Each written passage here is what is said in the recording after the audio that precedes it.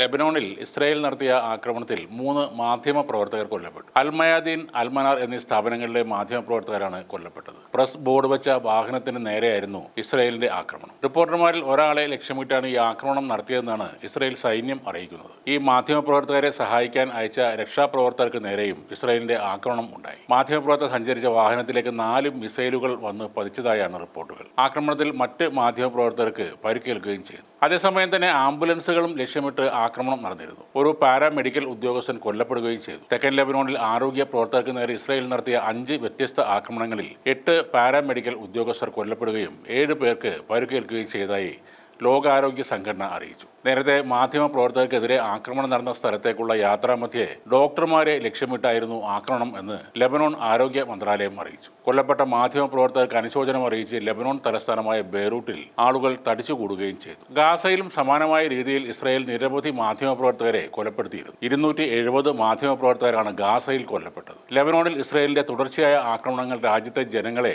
അരക്ഷിതമായ അവസ്ഥയിലേക്ക് തള്ളിവിടുന്ന സാഹചര്യമാണ് സൃഷ്ടിച്ചിരിക്കുന്നത്. എന്നാൽ ഇപ്പോൾ കൊല്ലപ്പെട്ട മാധ്യമപ്രവർത്തകരിൽ ഒരാൾ ഹിസ്ബുള്ളയുടെ അംഗമാണെന്ന ഉറച്ച നിലപാടാണ് ഇസ്രായേൽ സ്വീകരിച്ചിരിക്കുന്നത്. കൃത്യമായ തെളിവുകളുടെ അടിസ്ഥാനത്തിലാണ് തങ്ങൾ അവർക്ക് നേരെ ആക്രമണം നടത്തിയതെന്നും ഇസ്രായേൽ പറയുന്നു. ഹിസ്ബുള്ളയുടെ അൽമനാർ ചാനലിലെ അലി ഷുവൈബ്, അൽമയദീൻ ചാനലിലെ ഫാത്തിമ ഫത്തൂനി എന്നിവരുടെ സഹോദരനും ക്യാമറമാനുമായ ഒരാൾ എന്നിവരാണ് ജസീനിൽ കൊല്ലപ്പെട്ടത്. അതേസമയം പതിറ്റാണ്ടുകളായി യുദ്ധവാർത്തകൾ റിപ്പോർട്ട് ചെയ്യുന്ന അൽമനാറിലെ പ്രമുഖനായ ലേഖകനായിരുന്നു ഷുവൈബ്. എന്നാൽ ഈ ഷുവൈബ് ഹിസ്ബുള്ളയിൽ രഹസ്യാന്വേഷണ വിഭാഗത്തിലെ ഒരു ഭീകരനാണെന്നും മാധ്യമപ്രവർത്തകന്റെ വേഷത്തിൽ ഇസ്രായേൽ സൈന്യത്തിന്റെ നീക്കങ്ങൾ ഇയാൾ ഏറെ കാലമായി നിരീക്ഷിക്കുകയായിരുന്നു എന്നുമാണ് ഇസ്രായേലിന്റെ വാദങ്ങൾ. അതേസമയം ഈ കൊലപാതകങ്ങളെ ലെബനീസ് പ്രസിഡന്റ് ജോസഫ് ഔൺ ശക്തമായി അപലപിക്കുകയും ചെയ്തു. മാധ്യമപ്രവർത്തകർക്ക് യുദ്ധകാലത്ത് ലഭിക്കേണ്ട രാജ്യാന്തര നിയമങ്ങളുടെ ലംഘനമാണിതെന്ന് പ്രധാനമന്ത്രി നവാബ് സലാമും പ്രതികരിച്ചു. 2023 മുതൽ ഇസ്രായേലും ഹിസ്ബുള്ളയും തമ്മിലുള്ള സംഘർഷത്തിനിടെ നിരവധി മാധ്യമപ്രവർത്തകർ കൊല്ലപ്പെട്ടിട്ടുണ്ട്. റോയിട്ടേഴ്സ് ലേഖകൻ ഇസാം അബ്ദുള്ള ഉൾപ്പെടെയുള്ളവരുടെ മരണത്തിൽ